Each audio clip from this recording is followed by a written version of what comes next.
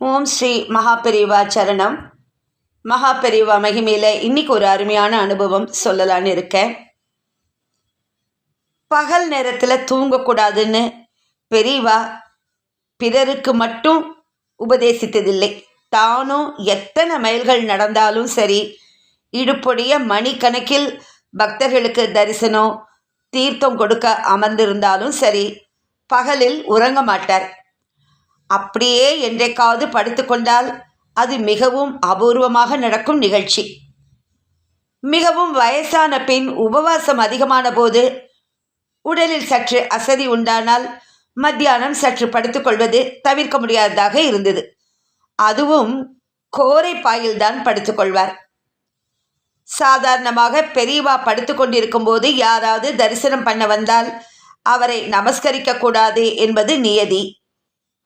பெரியவாளுடைய சரீரம் மிகவும் மிருதுவாக இருக்கும். எனவே இந்த கோரைப்பாயில் அவர் படுத்துக்கொண்டு எழுந்தால் அவருடைய முதுகில் வரி வரியாக பாயின் இம்ப்ரெஷன் இருக்கும். ஒரு முறை ஒரு பக்தர் பெரியவாளுடைய முதுகில் இந்த கோரைப்பாயின் இம்ப்ரெஷனை பார்த்து விட்டார். பெரியவாயே இந்த முரட்டு பாயில் படுத்துக்கணும், நல்ல இலவம் பஞ்சு மெத்தையில் படுத்துக்க கூடாதா? ரொம்ப வேதனைப்பட்டார். யாரிடமும் எதுவும் பேசாமல் நேராக கடைக்கு போனார். நல்ல உசத்தியான இலவம் பஞ்சில் ஒரு மெத்தை தலகாணி வாங்கி கொண்டு நேராக பெரியவாளிடம் வந்தார். மனசில் ஒரே படபடப்பு. பெரியவா இதில் படுத்துட்டு பார்க்கணும். டேய், நீ கொடுத்த மெத்தையில் தலானியும் ரொம்ப சுகமாக இருக்கடான்னு சொல்லணும் என்று ஒரே தாபம். எந்த பக்தருக்கும் உள்ள ஆசைதான். பெரியவா முன்னால் மெத்தையும் தலகாணியும் வைக்கப்பட்டன. என்னது, யாருக்கு என்பது போல ஒரு பார்வை. பக்கத்தில் இருந்த பாரிஷதர் பக்தரின் உதவிக்கு வந்தார். பெரியவாளுக்காக மெத்தை வாங்கிட்டு வந்திருக்கார். கோரப்பாயில பெரியவா படுத்துட்டா அவருக்கு ரொம்ப மனசு உறுத்தித்தான் சத்தமாக கூறினார். குழந்தையை வருடுவது போல மெத்தையை தன் திருக்கரங்களால் தடவி பார்த்தார். ரொம்ப வழவழன்னு இருக்கே. ஆமாம் பெரியவா, வெல்வெட் துணி போட்டு தைச்சிருக்கு. பெரியவாளுடைய சில வினாடி மௌனம் பக்தருக்கு பல யுகங்கள் போல இருந்தது. பீஷ்மருக்காக அர்ஜுனன் ஒரு படுக்கை தயார் பண்ணினான். என்ன படுக்கை தெரியுமோ? அம்பு படுக்கை. அதுதான் அவருக்கு சுகமா இருந்தது. தேவலோக படுக்கை வேணும்னு பீஷ்மர் கேட்டிருந்தா தேவேந்திரனே ஒரு படுக்கையை அனுப்பியிருப்பான். இப்படி மகாபெரிவா சொல்லிட்டு சுற்றி பார்வையை சொல்ல விட்டார். கரெக்டாக டான்னு மணி அடித்த மாதிரி யாராவது அங்கே ஆஜராகித்தான் தீருவார்கள். ஒரு வயசான மனிதர் அங்கே வந்து நின்றார். அதோ அங்கே நிற்கிறாரே, பாவம், 80 வயசுக்கு மேலே, விவசாயி. வாங்கின கடனை கூட அடைக்க முடியலையா. ராத்திரி தூக்கமே வரமாட்டேங்கிறதான். இந்த மெத்த தலானிய அவர்கிட்ட கொடு. கூடவே 2 போர்வையும் வாங்கி கொடு. பாவம், கொஞ்ச நாளாவது நிம்மதியாக தூங்கட்டும். அப்போ பெரியவாளுக்கு, எனக்கு கோரைப்பாய் தான் ஆனந்தமாக இருக்கு. இலவம் பஞ்சு உறுத்தும், அதில் படுத்தா எனக்கு தூக்கம் வராது. கோரைப்பாயை தவிர மிச்சதெல்லாம் கோரமான பாய். பெரியவாளோட இந்த மாதிரி டயலாக் எல்லாம் மனசை லேசாக்கிவிடும். பக்தருக்கு இப்போது எந்த ஏமாற்றமும் இல்லை. இலவம் பஞ்சு மெத்தையும் மெத்து தலகாணியும் அந்த விவசாயியின் கண்களில் நன்றி கண்ணீரை வரவழைத்தன. எவ்வளோ ஒரு அருமையான அனுபவம். இதை தொடர்ந்து இன்னொரு அருமையான அற்புதம் சொல்லலான்னு இருக்கேன். தஞ்சாவூருக்கு பக்கத்தில் உள்ள நல்லிச்சேரின்னு ஒரு கிராமம். அங்கே வாழ்ந்தவர் சாம்பசிவ சௌதிகள். பூர்ணமாக அத்தியாயனம் செய்தவர், எல்லா வேதங்களையும் படித்தவர். அந்திம காலத்தில் அவர் சந்நியாசிரமம் வாங்கி கொண்டார். அவருக்கு ஒரே பிள்ளை, அவரும் பூர்ணமாக அத்தியாயனம் பண்ணினவர். அவருக்கு இதயம் மிகவும் பலகீனம். சேர்ந்தாற் போல 5 நிமிடம் வேத பாராயணம் சொல்ல முடியாது. பார்ப்பவர்களுக்கும் பயமாயிருக்கும்.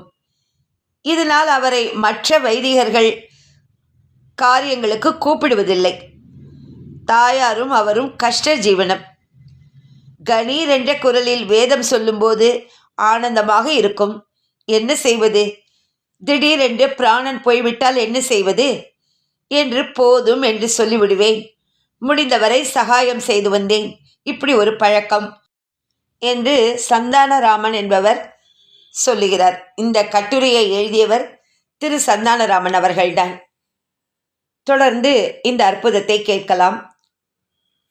ஒரு நாள் காலை அவருடைய வயதான தாயாருடன் சந்தானராமனிடம் வந்தார். நான் காஞ்சிபுரத்திற்கு போகிறேன்.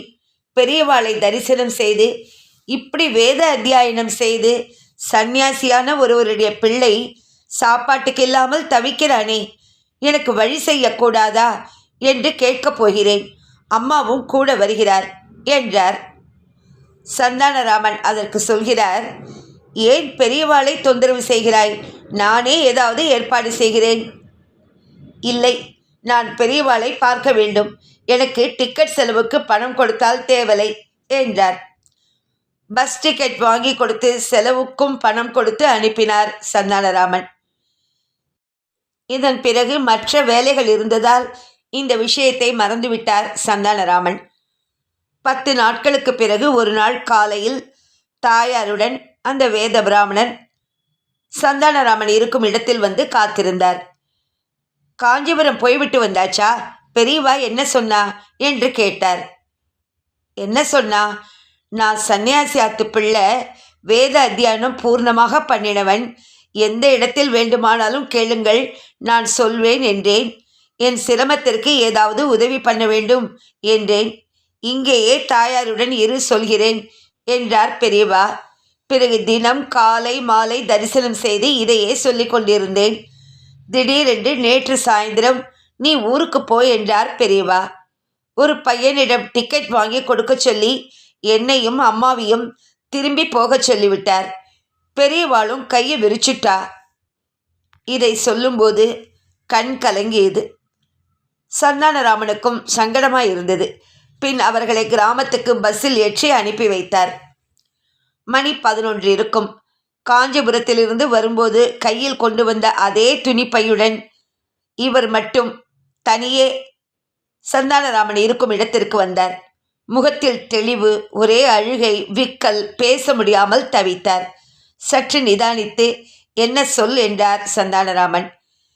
பெரியவாளை பற்றி தப்பா பேசிட்டேன்னு சொல்லி நடுக்கடையில் திடீரென்று நமஸ்காரம் செய்தார். என்ன என்று மறுபடி கேட்டார். ஆச்சரியமான விவரங்கள் கிடைத்தன. காலை 9 மணிக்கு சந்தானராமனை பார்த்துவிட்டு தாயாருடன் பஸ்ஸில் ஊருக்கு போயிருக்கிறார். தெரு முனையில் இவரை கண்டவுடன் தெருக்காரர்கள் ஒருவர் பின் ஒருவராக வந்து, உங்க ஆத்த திண்ணையில நேற்று காலை யாரோ ஒரு வண்டி நெல் கொண்டு வந்து இறக்கிவிட்டு போயிருக்கிறார்கள். நீ வரும் வரை ஜாக்கிரதையாக பார்த்து கொள்ள சொல்லியிருக்கிறார்கள். உனக்கு அதிர்ஷ்டம் அடிக்கிறது என்று சொல்லியிருக்கிறார்கள். வீட்டு சாவியை அம்மாவிடம் கொடுத்துவிட்டு அடுத்த பஸ்ஸை பிடித்து சந்தானராமனை பார்க்க வந்துள்ளார். ஒரே அழுகை, விம்மல். பெரியவா தெய்வம் என்று தெரியாமல் சொல்லிவிட்டேன். பிறகு சமாதானப்படுத்தி ஊருக்கு அனுப்பி வைத்தார் சந்தானராமன். பின்னால் சந்தானராமன் காஞ்சிபுரம் போன போது விவரம் தெரிந்தது. இவர் சென்ற அன்றைக்கே பெரியவா இவரிடம் கருணையும் அனுகிரகமும் பண்ண நிச்சயித்திருந்தார்கள். கும்பகோணம் பிரபல மிராசுதார் ஒருவர் தரிசனம் பண்ண வந்திருக்கிறார். அவரிடம் விவசாயம், அந்த வருஷ கணக்கு பற்றி அவர்களுக்கே உரிய இனிய பாணியில் விசாரித்திருக்கிறார் பெரியவா. அவரிடம் எனக்கு ஒரு வண்டி நெல் தருவாயா என்று கேட்டிருக்கிறார்கள். அவரும் தருகிறேன் என்றார். நீ இப்பொழுது காமாட்சியை தரிசனம் பண்ணிவிட்டு மறுபடி இங்கே வா என்று உத்தரவு செய்துள்ளார். அவர் போனவுடன் நமது கதாநாயகர் அந்த வேத பிராமணரிடம் ஊர், அட்ரஸ், தெருவில் எத்தனாவது வீடு, வாசலில் திண்ணை இருக்கிறதா என்றெல்லாம் பெரியவா விசாரித்திருக்கிறார். மிராசுதார் திரும்பி வந்தவுடன் கிராமம், வீடு, தெரு அடையாளம் சொல்லி, அந்த வீட்டு திண்ணையில் ஒரு வண்டி நெல் இறக்கிவிடு, இன்றே கும்பகோணம் போ, நாளை மாலைக்குள் நெல் போய் சேர்ந்து விடுமா என்று கேட்டிருக்கிறார் பெரியவா. மிராசுதார் அதற்கு கண்டிப்பாய் சேர்த்து விடுவேன் என்று சொல்லியுள்ளார். மிராசுதாரும் கும்பகோணம் சென்று மறுநாள் காலை ஒரு வண்டி நெல்லை இவர் வீட்டு திண்ணையில் இறக்கிவிட்டு தெருவில் உள்ளவரிடம் சொல்லிவிட்டு வந்திருக்கிறார். பெரியவாளோட கருணையே கருணை.